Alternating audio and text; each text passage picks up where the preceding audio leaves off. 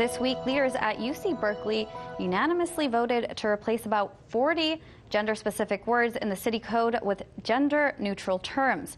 For example, manpower will now become human effort or workforce, and masculine and feminine pronouns like she, her, he, and him will be replaced by they and them. 23-year-old Rigel Robinson, the youngest member of the city council, said it was time to make a change.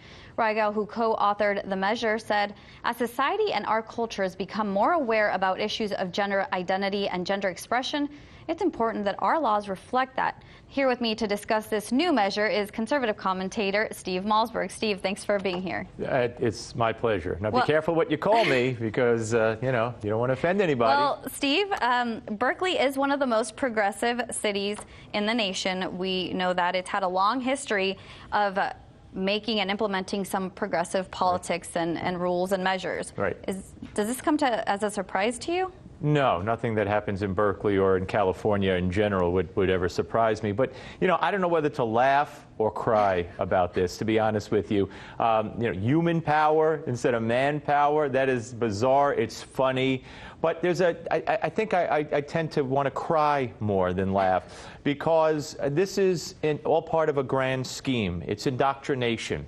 It's the government telling us, reshaping our thinking, how to speak, what we must say, what we must not say, and how we're going to be, discriminated against if we do say it. It's all part of a grand plan to change the way society thinks and operates, and it's government run, and you'll be punished if you don't. It's very dangerous, very dangerous. Well, and is that going to change people, like you said, from being more careful on what they say? They don't want to offend other people.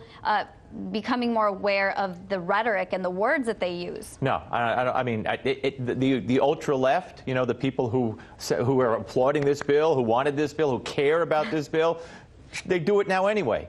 But I don't think the average person is going to do it. The average person is going to be ticked off. Maybe not in Berkeley. I don't know who lives in Berkeley. But across the United States, let's make this another issue. let Trump run on this against let the Democrats put this in their platform. No more he, no more she, no more man, no more woman. And please let them do that. Look, in 2015, Gallup surveyed about 3% of the population identified as LGBTQ. Less than 0.5% non-binary. Okay, so that's what we're doing all this for less than 0.5% of the population. No more he, no more she. Come on. Well, and it's interesting because Berkeley is also known for the birthplace of its nation freedom of speech movement in the late 1960s. It's where protests started back in the time from both sides of the political aisle. Do you see these new measures spreading at some point throughout other parts of the country? Oh, yeah. I mean, bastions of, I'm not trying to be funny or liberal or political, but bastions of liberalism, very ultra-progressive left-wing cities. I don't think Berkeley's the absolute first. I think there are other localities that have done it. And believe you me, I mean, I fear that if the Democrat gets elected and has Supreme Court justices to put on the bench replacing conservatives, we will have limits on our free speech. We will have penalties for offensive speech, hate speech. People could go to jail, get fined. That whole thing is ready to be unleashed. That's why it's important that we don't have those people elected. Well, and in rhetoric, they're taking it very seriously, even changing First Lady to First Partner now. Yeah. In California, the first Lady of California calls herself First Partner. But some critics have voiced their concern for these types of issues and where it's going to cost the taxpayer about $600, according to Rigel.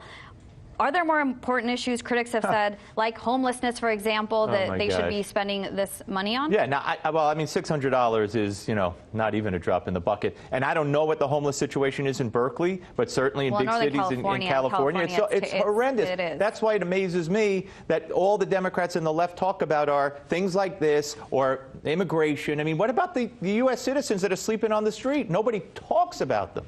One more question. We have about a minute. And by the way, I don't know if they're men, women, or It's they or them instead of she or he. Okay. But what's the end point of these types of movements and these moves? Are these type of progressive measures really going to be the new norm, or do you think they're going to die out?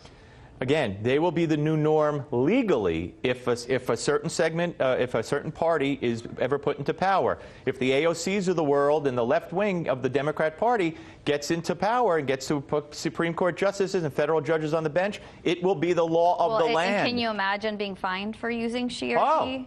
Under that kind of thinking, yeah. But the average person, let's make it a campaign issue. Well, it's a freedom of speech issue. It can be said the other way too. Am I going to be fined for saying she? It's my freedom of speech to choose my But if it's the law that you can't, hey, make it a I beg the Democrats, put it in your platform. Let's run on it in the presidential election. Conservative commentator Steve Malzberg, thank you so much for your input.